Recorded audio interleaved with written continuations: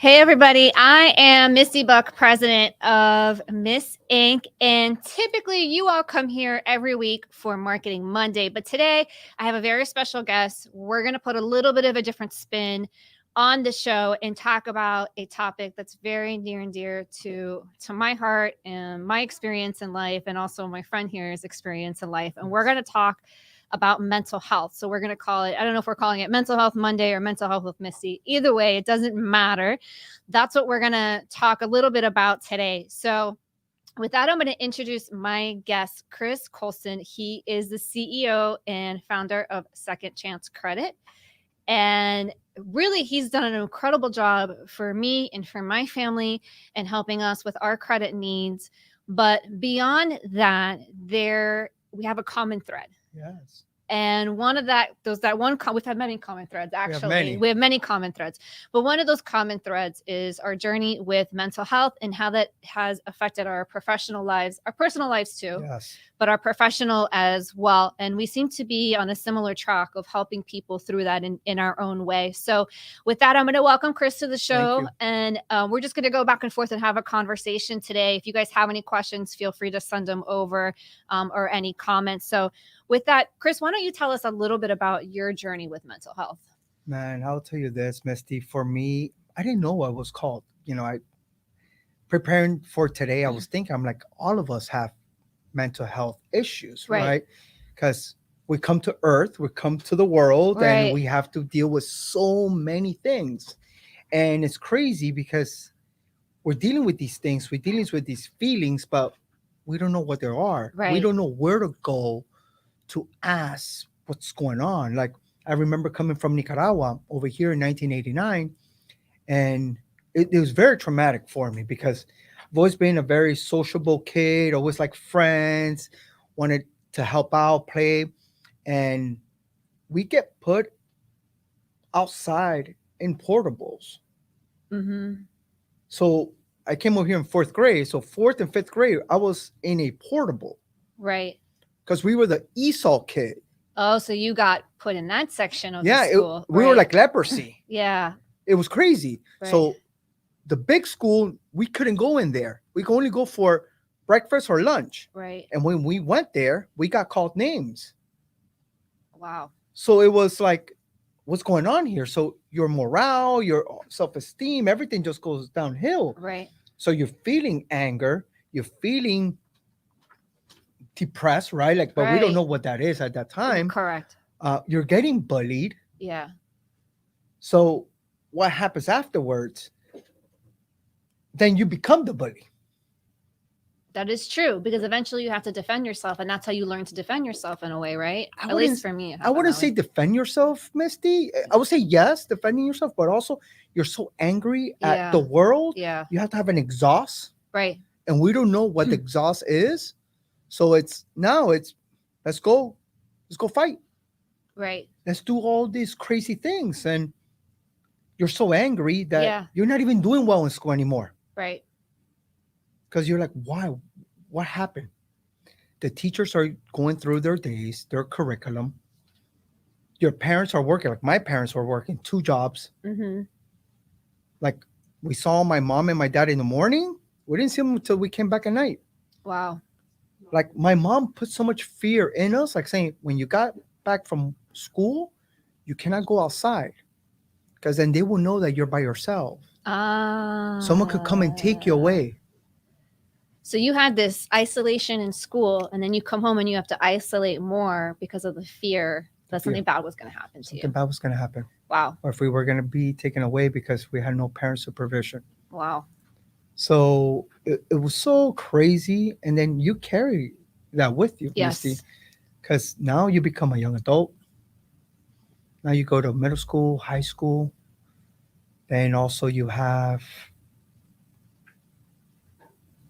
problems with, I'll say, friends, relationships, parents, and you don't know where to go to talk about this. So we never knew what, people would think about mental health. It's like, oh man, Misty's crazy. That's what it was back then. Chris is crazy. That's what it was. But why, you were Misty? crazy. Right. But why? Right. I don't have that answer. I wish I knew, but that's certainly how I felt. Yeah. And then you struggle. And once I became an adult, right, get into a serious relationship, and you don't know how to cope with things. Right, because you never had to unlearned those things, right? That's what you're saying. Like you just continue to carry those childhood things that you had learned. So where are the mentors? Mom, dad, where are you? Right, Grandma, grandpa, where are you? Tio, tia, where are you? right. So it's a domino effect Yeah. of total screwed ups. Mm-hmm. So how can we get this fixed? So I'm so glad that you're dealing with this. You made something happen, and you want to go and help out more. And there's so many professionals now out there willing to help out individuals like you and I going Right, through this. right. And then the mental health, Misty, also goes into finances. Yeah, that's a big trigger point for people suffering with mental health. Like that can be, I mean, how many stories tragically have we read about people who were going to lose everything and so they decide to take their life? Misty, imagine if you were in a storm. How can you navigate through that storm if everything is black? Mm-hmm. How can you navigate That's a through great it? analogy. Yeah. How can you navigate? You can't see anything. It's There's, true, you can. And people there, wonder if you've never experienced this before, people have no idea what it feels like. They don't understand what you just described. And I think that's a really good, clear way of describing that. because there's no hope. There's no hope. Because you can't see a light. You Not can't, even a star right, far away. You right, can't see it. right, Because either it's so dark you can't see it, or your mind is so blocked right. that you can't see it. Like, you're one of my dear friends, and we spoke about this. Like me going through my divorce, it was so tough going through that. Yeah. Having a business, trying to have the business stay afloat, Mm-hmm. having other families depend on me, not just my immediate family, not just my little kids and my ex-wife, families, people that work for me, Right. right? Right. Because you have employees to consider as well. They rely on you. They rely on me because I'm the Yes. one bringing in the clientele. But Right. if I'm not in a good mental state, Misty, how can I speak well to my clients? Right. How can I listen to their problems and provide a solution? Yep. If I'm all blurry, Right. like I was literally, Misty, I will say probably a month away, probably from closing my business. We got that close. We got that close Wow. because I just started. Like shutting down. I started going after the business. Mm. So that's when my therapist told I spoke to my therapist about this, and he goes, that's very natural for someone to do, Right. because you lost something so dear to you, right? Your family, you're a family man, Chris. You lost something so dear. You have to now go attack something very dear as well. Mm. That's a big aha. Yeah, you have to go and attack it. Yeah. Because you can't just have something really dear, and you lose, and then be like, oh yeah, this is over here is good. No, you're gonna Right. go and attack it, backlash it. And what did I do? Like, I didn't care anymore. Mm-hmm. I didn't dress well. I didn't speak well. But I didn't have good energy.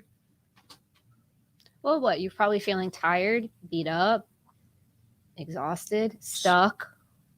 So many things So many going things. at it at the same time. Right. And if I didn't have my therapist at that time, I don't know, Misty. I don't know. So what made you get, I'm so interested in this because we've talked about this. The therapist, a lot of people, there's still very much this stigma around going around and getting help and not dealing with it on your own, right? A lot of us are taught to just suck it up and deal with it on your own. A lot of us are also have this mindset of, well, my problems really aren't that bad. Outside looking in, are they really bad enough for me to deserve to talk to somebody? So we do a lot of judgment there, right? And there's a lot of shame involved, and it's hard to get vulnerable and go get help. So that's one of the messages that I wanted to address today. So how were you able to say, you know what, like enough is enough? I need help. And even though I've been stuffing this down and dealing with my own for so many years, I'm going to go ahead and take this step. What was that journey like for you? For me, Misty, and I do this in everything that I do. Uh-huh. I cannot continue to do the same thing expecting a different answer. Once I exhaust all my abilities, personal abilities, right, without reaching out, I'm like, Chris can do no more. Like, this is it. This is ceiling. Right. I go and get help. And you cannot go and get help when everything's already burning. Right. You can't. You gotta go and get help before it starts burning. But the thing is, Misty, and this is the biggest fear of everyone, the mirror. Yeah. The mirror. Yep. When you look at a mirror, and a mirror could break in front of a pretty face. People think the mirror breaks just because it's an ugly face. Nope. Mirror could break in front of a pretty face. Yeah. Because of the things that we're hiding. Right. So once I knew that I could not move forward, create more momentum for Chris to get better, I said, I need to go and get help. And I reached out to a dear friend of mine that he's been going to therapy for a long time, that I love dear to my heart. And I said, who's your therapist? Mm-hmm. And I went and got help. Wow. And everything was out of my pocket. So it actually, it wasn't my insurance it was in my pocket that I had to pay. I had to go once a week, and it was expensive. But I knew I had to get better. When the pain is large enough, you will do something about it, Misty. Yeah. And you want to do the point is to do something productive and healthy instead of going in the opposite direction and setting your life on fire, or taking some of these actions that are sometimes irreversible, because there's, what do they say, there's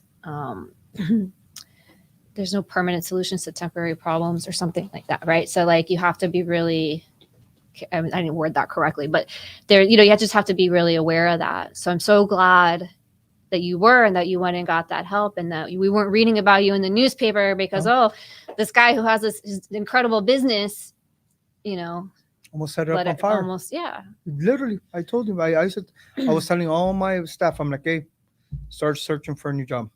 Wow. Sort of, it was that bad. Wow. My business coach that Will Dukes, he came and he was like, this is the way Chris is acting. Right. Like, holy smokes. Like, we are in trouble. But, but it's also like, you have these attorneys, in the family law, you have these attorneys coming at you. You have your ex coming at you. You have so many things coming at you within a short amount of period of time. And what are you going to do? Right. What are you going to do? So it's very difficult to get around it. And now, Misty, I still continue to go to therapy. I still continue to talk, because there's so many things that are still inside of me that I don't know why I react that way. Right. Now getting to know myself a bit better, I'm like, okay, now I know where that trigger comes from. Now I know where this comes from. Now I'm more empathetic and sometimes sympathetic, about things, about clients, because we like to judge on things because we want to be like the ultimate judge. So we want to be the supreme, the hero supreme. It's an ego thing. Yeah. There's good egos and bad egos. Yes, correct. But I think in that moment where you're wanting to be better than somebody, because an ego thing. It was great. I read this. I read this quote. It says, "No one that's better, no one that's higher, no one that's doing better than you will bring you down." Mm-hmm. So when you start shooting at someone, you start criticizing at someone, is because that person is doing actually better than you, because then you are shooting them down. Mm-hmm. That makes sense. Yeah, but they're not shooting you down because they can't even see you. Right. Because you're not up to their par at that time. But I'm really interested in your story, Messi. Like, tell me more about. I know you and I had this conversation. We have had this conversation. And I'm glad that we do have these conversations, by the way, as friends. And I think it's important. Like, I have friends that I'll text and they'll be like, oh, I'm going back to therapy, or, how are you doing with this? And it is becoming much more of a normal conversation than when I was younger. And like you, it was something you did not talk about. And I kind of have like a funny story around that part. But my story really quickly. So I know a lot of you out there, you know me for the marketing business and all that, but I also am a life coach, and I've chose to specialize in mental health with athletes. And the reason for that being is my personal journey. And when I grew up, I was like you, a youth athlete, played youth sports, and I grew up, but I was a very sensitive person. So I always laugh, Chris. I always tell people, I'm like, the kid that like watches the commercial and they just start crying because they just feel, or they're watching a movie and like no one else is crying except this kid, and you're like what about that just touched your heart that now you're bawling crying? I was that child. Oh, wow, okay. Yeah, no, I Something was like new. Okay. super sensitive, super sensitive.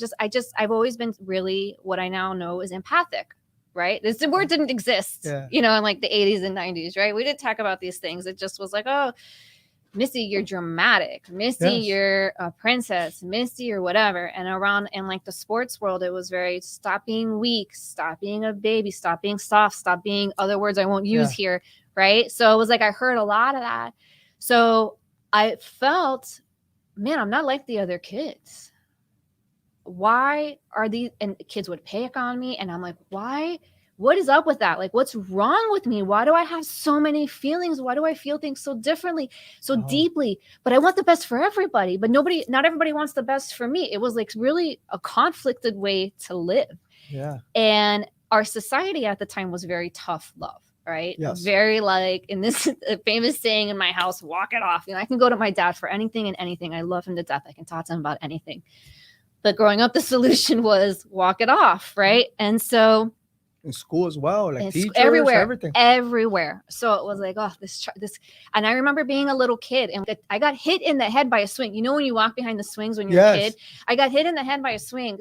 And so I go in the cafeteria to get ice for my head. And one of the teachers, who was like my favorite teacher, I remember hearing her say, oh, she's always crying. Don't worry about her. And I'm like, I just got hit in the head. But again, like reinforcing, like there's something wrong with this feeling and these crying. So, fast forward, I'm in high school, and, things are happening and my hormones are changing, and now the feelings are even bigger, and there's stuff happening in my house, and it was really tough. And I ended up becoming depressed, although we didn't know it was depression at the time. My parents had put me in therapy because of the stuff going on that we were dealing with in the family. But it wasn't like enough, right? So I felt like I no longer recognized myself. I had no idea who I was. I was being mean. Like I would snap off on my friends for no reason. Like just say things that were just really, really mean. Hurt people. Yeah, hurt people. Exactly.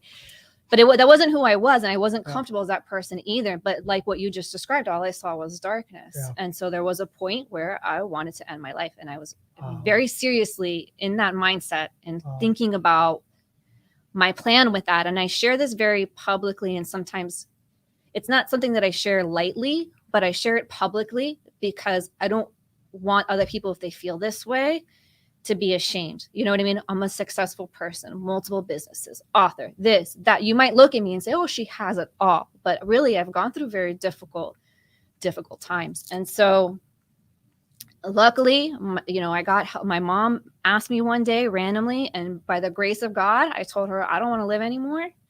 I don't know what gave me the courage to say those words, but I did.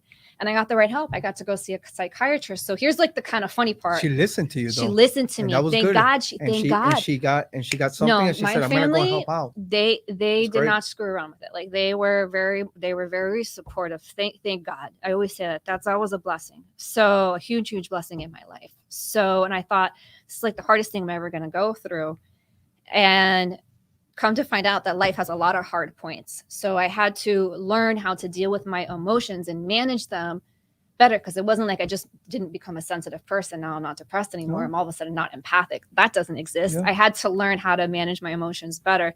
But the funny part we were talking about with being crazy is I wouldn't even tell anybody I was in therapy, because I was like, oh my God, the kids are really going to think I'm crazy now, right? They're going to pick on you even more. They're going to pick on me even more. So I'm in high school, and I'm going to go to my first psychiatrist appointment, because obviously I need more help, right? I got on medication and the whole thing. But I could not really bear to tell anybody that now I needed not only therapy, but I need a psychiatrist too. Like I must be really cuckoo. So all this self-judgment. So my mom, the appointment was like in the middle of the day. So she was picking me up early from school. And I remember the teacher and my friends were like, "Why are you leaving school early?" I was like, "Oh, my mom's taking me to lunch at the Cheesecake Factory." I couldn't tell them awesome. that I was going to psychiatry, right? So that's why I'm so big about telling these stories now. So when I progressed later in my life and I realized I also deal with anxiety, and there's a lot of things that I've had to work through. And when a few years into the marketing business, I thought, you know what, I want to help people.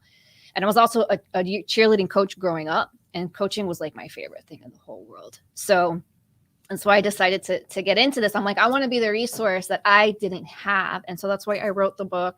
And that's why I share my story with friends like you.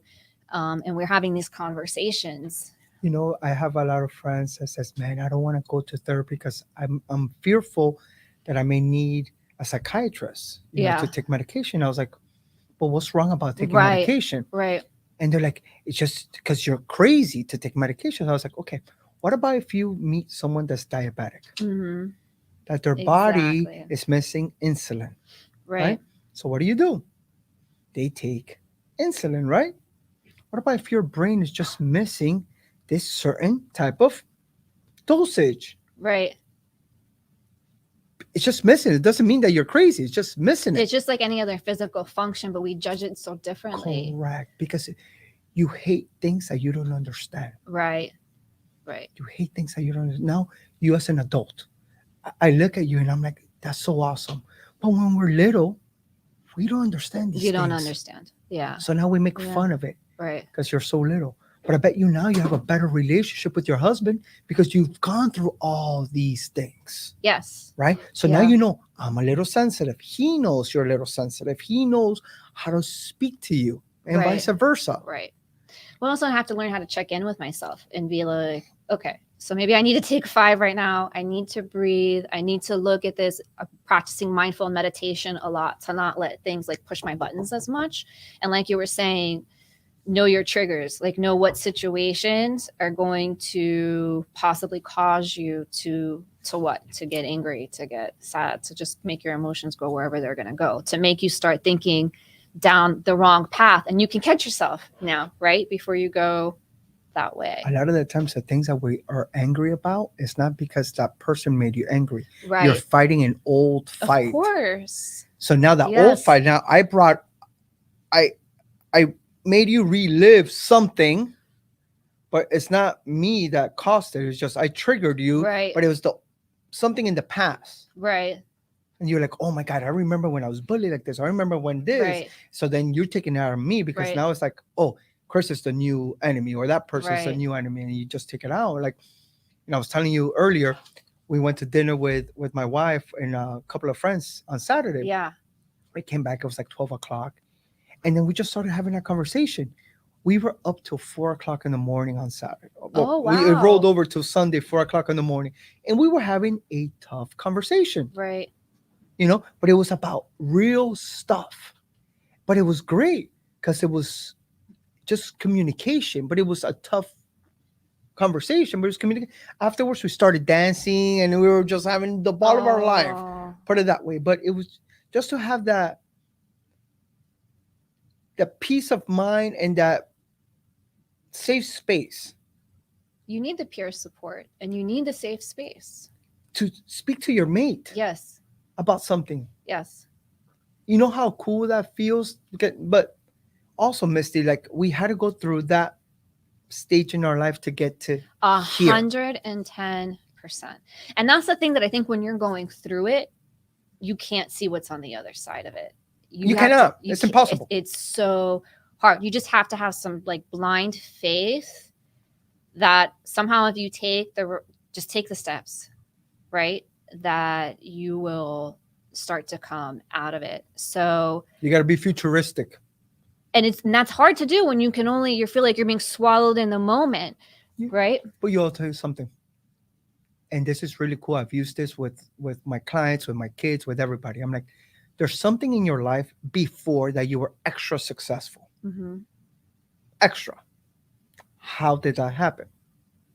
Like for my son loves to read. At the beginning, it was very, very hard for him to read. Mm-hmm. We put him in, learning, reading, and he's good at it. So once he does things, and he's like, I can't get it. I'm like, Papi, Just continue to do what you know to do. Just continue to try. Right. Because you have been successful in karate, you've been successful in here, you've been successful there. I know you're angry right now because you cannot achieve that goal right away. Right. But if you keep on going, so there's things that you've been successful, like a cheerleader, an athlete. You Right. went to practice, you took coaching, Right. you had extracurricular activities. You did so many other things, and if you do that, you'll be okay because you also have a pattern of good things. So when you're so dark, Yes. it's okay. How was I able to get out of this hole before? Right. It's not because it's not that challenges stop in your life, right? They don't stop. And so Curveballs are going to keep on coming. they're going to keep on coming. There was this talk that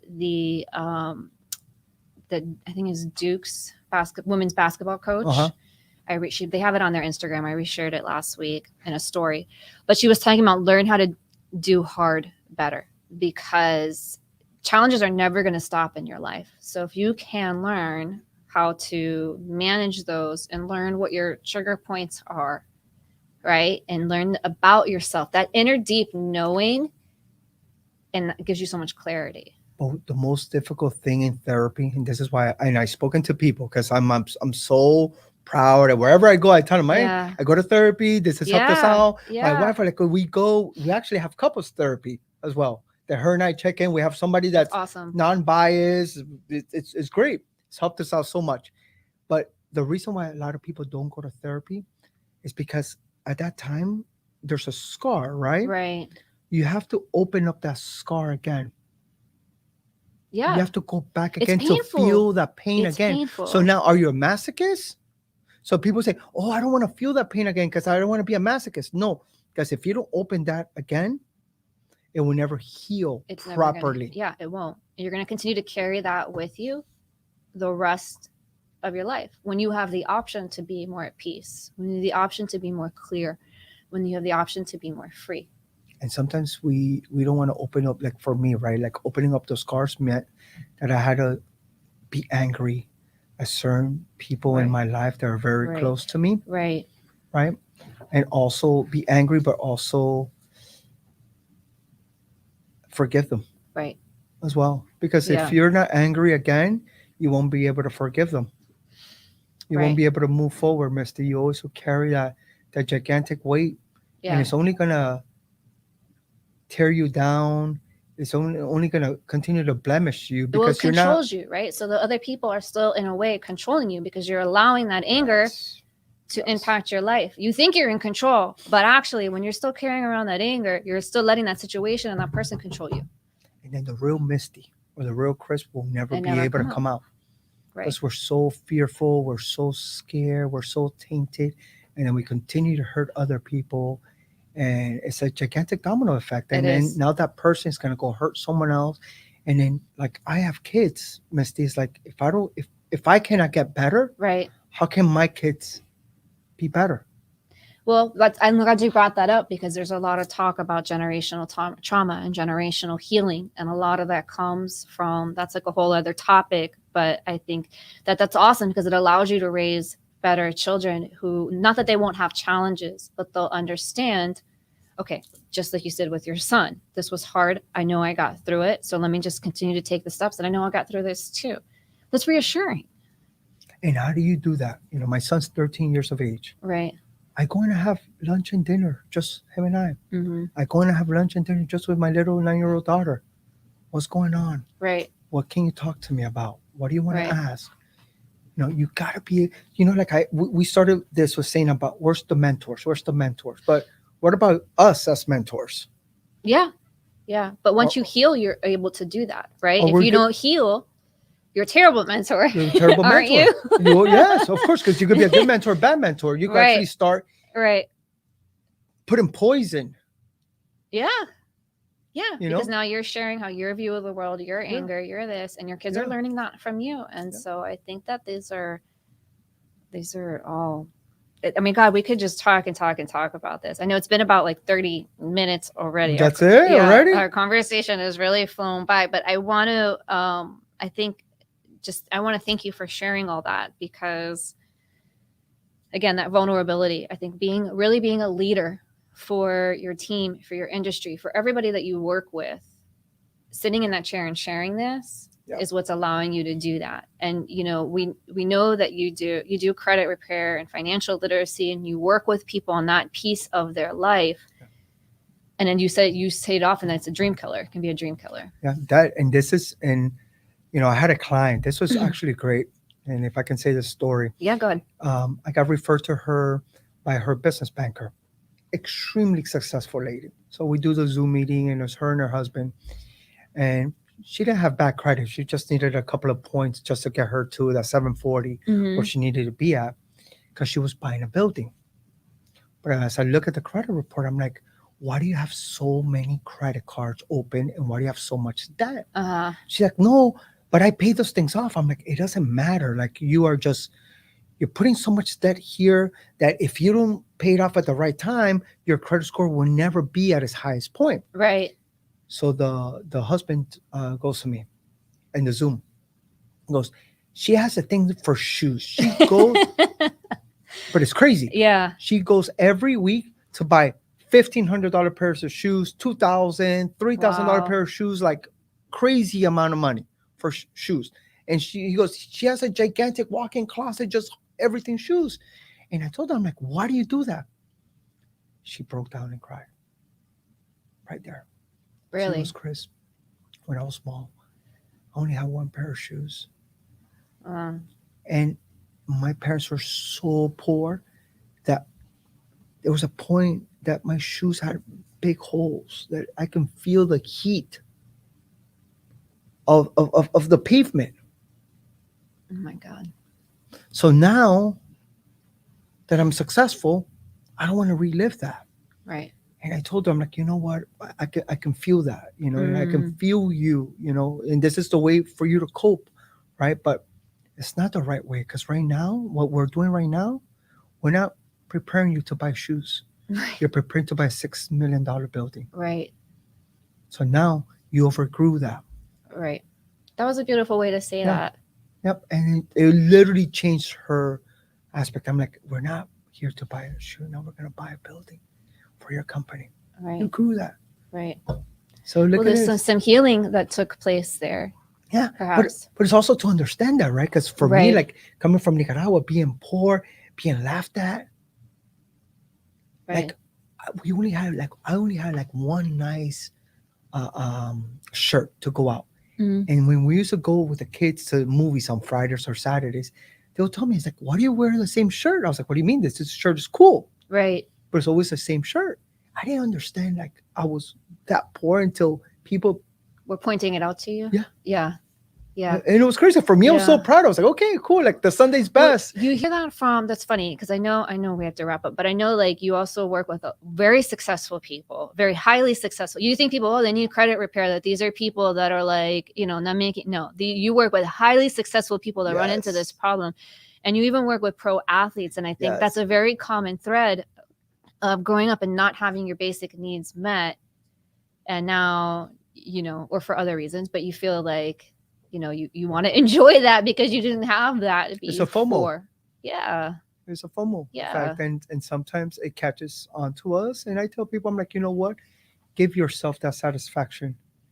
Buy yourself that nice pair of shoes that you want. Right. But make sure that pair of shoes that you buy, you're going to wear it a lot. And we're not going to overdo it. Right. Because what happens is once you start just digging yourself in a hole, then it becomes really traumatic. Then we go into mental health problems with finances. Then everything now goes back down to a rabbit hole. And we can't get out of it, because now we're dragging our families now, Misty. Right. So that healing point that you never healed from, now you're bringing down your family, because now it's affecting your family, because now the house that you want to purchase, you can't purchase it because you're too much into debt. Right. Or your credit got screwed up, or you bought this car and you couldn't pay for it. Now it got repossessed because you were not able to go and seek help. You did not want to. Right. And I think that's really important. So I wrote an article last year with an ex-NFL player that I interviewed who went through very difficult time. And I shared it again this morning in my newsletter, but he was talking about how he was making more debts than deposits, right? And debts and financial, yes, because he just was like that. He was trying to fulfill a void by just spending money. And this was after he had retired from the sport. And then, but also he was making debts in other ways too, and wasn't making deposits into his soul, into being the human being that he knew he could be, into progressing and getting better. And so I think the way you were just saying, people don't think of it that way, but it certainly happens to a lot of us. You need to have good friends, Misty. One of the things is having good friends that you can talk to, non-judgmental. Because if you come to me with a topic, with a situation, right, Misty, and you're on bended knees, right? Right. I cannot come down with a hammer to hit you. Right. Well, that's the worst when you go to talk to somebody and they're like, just, why are you whining? Get over it. Like, yeah. That's not the right friend for you, by the way, to go to. You need to know who you can go to for support and who's probably not the best person. But those good friends will help you. Yes, they will Sustain you. You need to make time for them. Right. You need to not just use them. You right. need to make time for them. You need to continue to have great conversation with your partners. Right. And I say this because, one of my friends says, you failed in one marriage. I said, yep, I did. But I'm not going to fail in the second one. Uh-huh. And I'm not going to fail because I'm going to continue to do something better. It's because I'm learning how to do things better, because there has to be a North Star mentor that you see and say, man, I want that. Right. There's good jealousy and bad jealousy. Right. Good jealousy is saying, man, I want what Misty have. I want. How did she do this? Misty, right. Can you teach me? Can you guide me? Bad jealousy is like, I'm going to tear everything down for Misty. Right. I heard this great thing. There was two analogies. Like, how can you have the biggest building in the neighborhood? There's only two ways that you can do it. Right. One of them is to knock the building, the biggest building down, knock it down. The other one is build a bigger building. Build your own bigger building. That's it. Yeah. But what are you going to do? We're going to knock it down, or we're going to build one. But when you have great friends, they'll help you. Right. They'll help you. They'll listen to you. And you know what? You need a support system, because that's going to be the star, the light in those dark days. Yeah. And if you're someone out there that wants to support somebody you think is going through a hard time, I think you can just reach out and just say questions like, hey, things seem a little off with you. Are you okay? Right? Like just ask those questions, and maybe they'll feel like talking and maybe they won't, but be consistent in that. And because consistency is how you build a safe space. Yep. Right? So love you, Misty. I love you. I'm so glad we had this conversation, and I know we went way over than we normally do, and we could definitely continue having this conversation. And I know we will, but I hope that we will be able to bring more of this to you guys with more mental health conversations and talking more about these topics that really we tend to focus a lot on business and a lot on progress, but those things can't happen when the inner part of you is off balance. Yes. It'll stop you in your tracks. Right. So thank you guys for being here today. Thank you so much. You're welcome, Misty. I appreciate you being here and for sharing everything that you shared. We need more of your light in this world. So please continue to shine. And there's a lot of great people in the world. There's a lot of great people in the world. We just have to be open to receiving them. Yes, that's true. You have to be open to receiving that great light. Yeah, you look for negativity, you're going to find negativity. You look for, you're right. But let's be open to it. But let's be open to that. And let's be that for each other. Yep. Right? Pick up the phone, send a text, don't ignore. And it's not only when things are good that you should be there for someone. When things are going wrong or when someone needs help, right. Pick up the phone, send a text, send an email. Right. That's a person also asking you, the top is always lonely, Misty. Yes. Because no one brings you up. Right. No one sends the elevator back down. Right. People forget how they got up there. Yeah. And that's messed up. Yeah. Yeah. That's messed up. It happens, but eventually the elevator is going to come down because that's just the way life. Just send it down and go and pick up people. Yeah. And pick up people. Help them out. Help them out. Help them out. You're really big on that. You're really, really big on that. I love to do that. I know that you've had endless conversations with me and others. Just for the sake of doing that. I love to help out my people. It makes me so happy.